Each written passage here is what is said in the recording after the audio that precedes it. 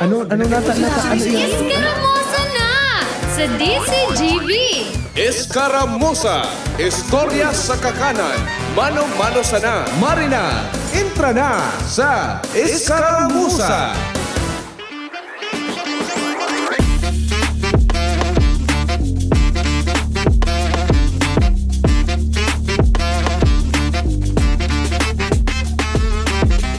Sisay dyan ang naka-get over na resulta ka na Miss Universe 2023. 2023 na ba ito, Trash? Or 2022? So, Miss Universe ka hapon. Basta so Miss Universe na ginibo ka hapon. Gari 2023 na ito, no? And, dakol, kaya hapon, nailing ko Kuya Junto, naglibot ako after duman sa pakifiesta may kay Kuya Ala. Naglibot ako sa mga salon, sa mga barberya na ang mga nyao na nag-aarayos ki buhok. So mga tugang ta sa LGBT. Diit Kuya Junso duman sa indang mga salon. Tadipisil na dagitan mga Becky. Taday nakalaog sa Philippines maski sa top 16. Pero sabi nga ni Ibaga, okay lang nga yan. Laban lang nga ka, sabi kay Celeste Cortesi. Siya po ang nagrepresentar kasuhapon sa Philippines. Digdi po sa kakatapos pa sa ng Miss Universe 2023. At ang nanggana Kuya Jun, di man kita pwedeng mahadit kay, mamundo kay grabe. Taang nangganang Miss USA, iyo po ang half Pilipina. And kasuhapon sabi niya na pinasalamatan niya ang mga Filipino dahil antas na matian niya ang suporta. Maski na nga ni ibang nasyon ang sa iyang pigrepresentar kasuhapon. Ining si R. Bonnie Gabriel kan Estados Unidos. And sa iyang ama, iyo po ang Filipino. Sabi na, dako lang pasalamat niya sa effort, sa suporta kan mga Pilipinong ipinamati sa iya kasuhapon. Ang team kaining ng ganang USA, iyon hali man po sa Pilipinas. Kaya day kita nin dapat ikamundo na day nakalaog so Pilipinas duman sa maski sa top 5, top 3. Dahilan po tig-representar kita magayon sa performance ni Cortesi kasuhapon.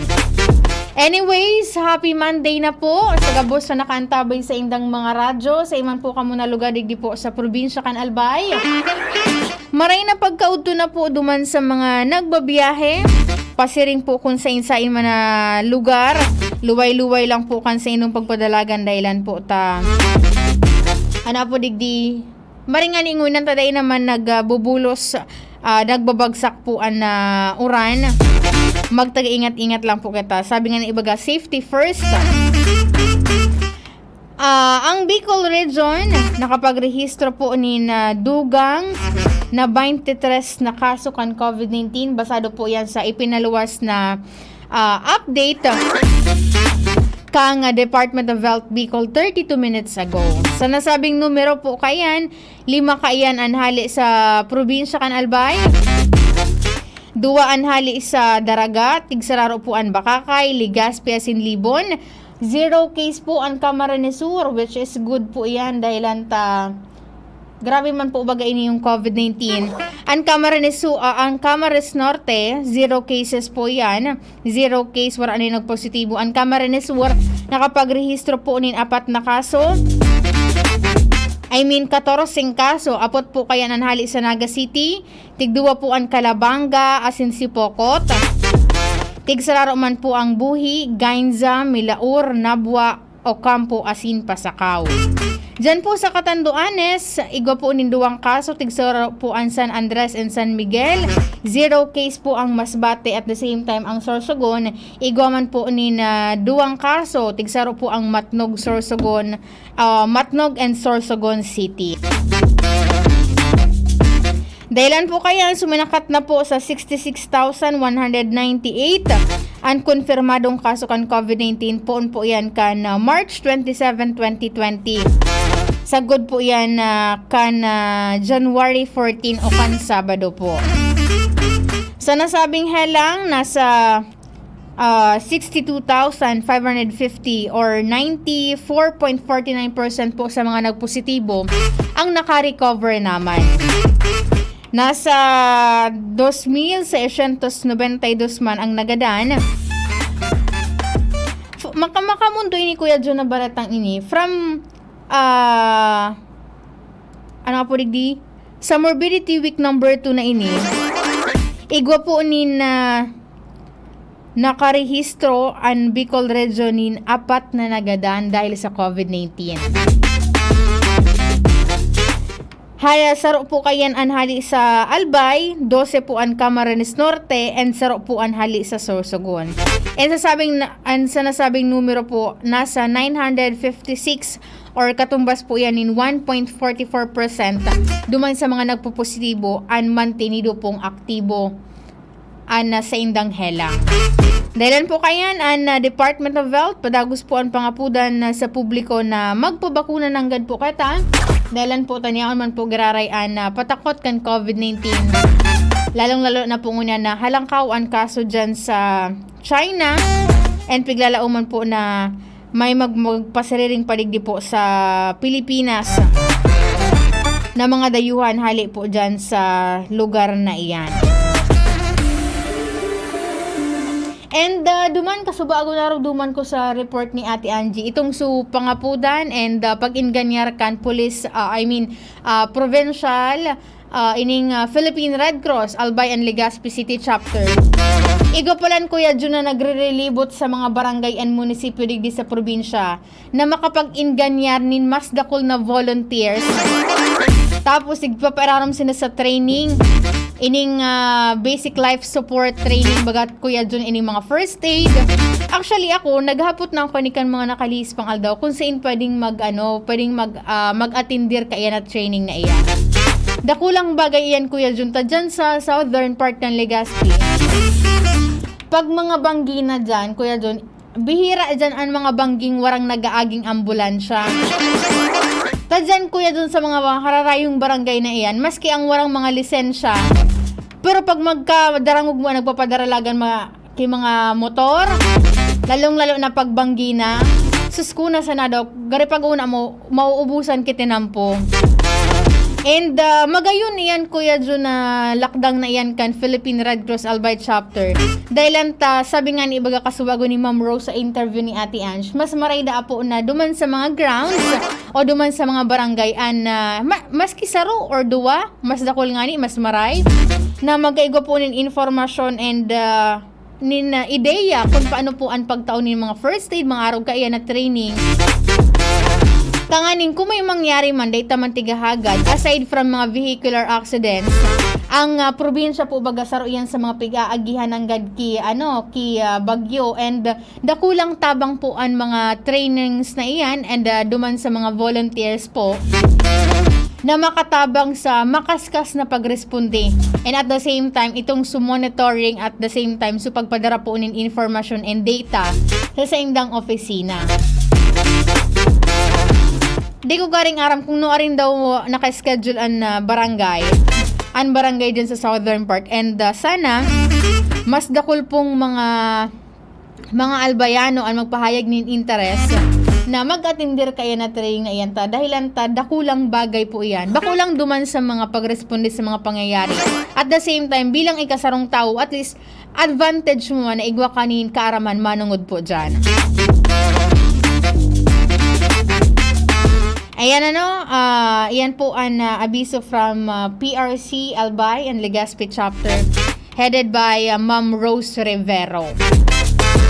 And ngunan naman na aldaw, ngunyan ang first day dyan kan mga estudyante sa kolehiyo sa Bicol University.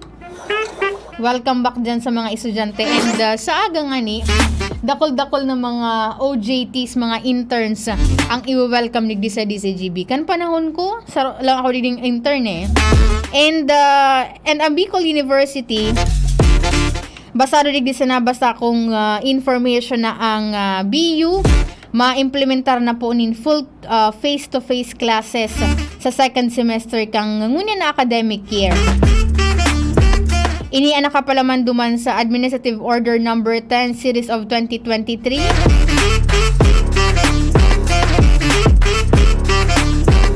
Iyan nga ni po, sabi nga ni ipinairaron po sa masusing pag-aadal and maigot na pag-aadal po kan BU at the same time sa tabang po kan man iba-ibang ahensya, partikular na po ining CHED at the same time ang DOH. Sabi digdi, guidelines on the implementation of limited face-to-face classes for all program of higher education institution in areas under alert level system for COVID-19 response. Yan full face-to-face na ang modalities. Ibig sabihin, limitado na ito Kuya Jun na mga estudyante na sa harong lang ninda, may mga kapot na gadgets, special mention dyan ang mga cellphone, ang mga laptops, nag-attender sindakan sa indang klase, virtually. So muna na taon na second semester kaining academic year 2022 to 2023, full implemented na po dyan ang face-to-face classes. Kung saan po nasa 100% na ang classroom capacity and 100% man ang available classrooms already fit to use for this purpose. So nakahanda naman po ang mga classrooms diyan. Ang Bicol University, gali sa pagramdam ko kang klase ako, di man nagkukulang sa mga di man nagkukulang sa mga classrooms. And syempre, kay bungahan man po graray dyan na masunod po itong pinagtalaan na pre-pandemic practices. Arog po katong pagsunod man po graray kan pagsuolog nin face mask, mantinir kan social distancing and syempre ang pag-sanitize po kan sa tuyang mga kamota.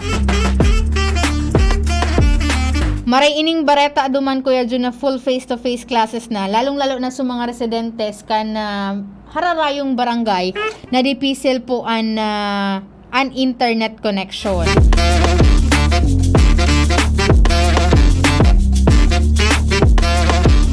Iyan po na Administrative Order Number 10 Series of 2023, pirmado po yan ni SUC President 4 Arnulfo M. Mascareñas. Ayan po balik na duman sa mga regular na classrooms itong mga estudyante dyan sa Bicol University. And kasuha po, may tigpaabos ako yung informations on Philippine Coast Guard District Bicol. Nakalihis pala na daw, petsa 13, igwa dyan ki nagtaob na bangka sa may parteng Lagunoy kan Camarines Sur. Ang sakay kaini is almost nasa 10 pasahero. Ika-11 duman sa kapitan ka itong motor bangka na ito. Nasa katahawan sindakan na San Sebastian, Lagunay, Camarines Sur. Rapaduhunin makusog na alon at the same time makusog po bagaan na ukol kayan haralang kawan ukol. Rason tanganing magtaob ini. And fortunately, may nakaligtas man ining mga onseng sakay kaining Dong S na motor bangka and nadara po ini sa Baybayon kan Sabang Port. O nadara po ini duman sa Sabang Port. And tulos man ining natauan ni na magakanigong asistensya medical sa paagikang Coast Guard substation Sabang Deployable Response Team. And ang maray na bareta nasa maray man ang sa indang health status at the same time wala man po ni na nalugadan. Sabi digdi good physical condition man ngaya po ma'am ang gabos na sakay po kayo. And sa ngunyan madagos po ang pangapudan kan Coast Guard na araw po baga kaning sitwasyon na may mga nakaka-affectar po digdi sa Bicol region and pig po pangapudan ninda na pag-atid-atidon and sunod doon ang mga pigpapalawas po na abiso kan mga ahensya di gobyerno lalo-lalo na po duman sa mga nagagamit nin sa raday na sakayan pandagat. Data na po pag-risk ang sa tuyang sa diri and at the same time pag may naghahagad baga Kuya Jun kitabang tapos ara mong halangkawan ukol and makusugan paros dyan posibleng ituman ng mga maresponde and pwedeng marisk man ang sa indang buhay. So kay po nanta po na magsunod ng God sa mga abiso po kan mga ahensya di gobyerno. Ano pa man, kay Hana Goldie Amor sabi ng good noon po Ate Angel. Ang nakakaibanan ko po sa Lado Technical, si Kuya John Napoles. Sa ITS and sa production niya po dyan si Kuya Richard Asura sin si Thrasha Mariletana. Good afternoon kay Tita Teresa and kay Ate Jana. Sa newsroom niya po dyan, ang samuyang news director / news manager Mar de la Cruz. Kaibahan si Jenny Balyaran. Ako po ang salong nakakaibahan. Ako po si Angel Mostaza. Bye-bye. Para sa liver lovers, Liverade man giraray. Liverade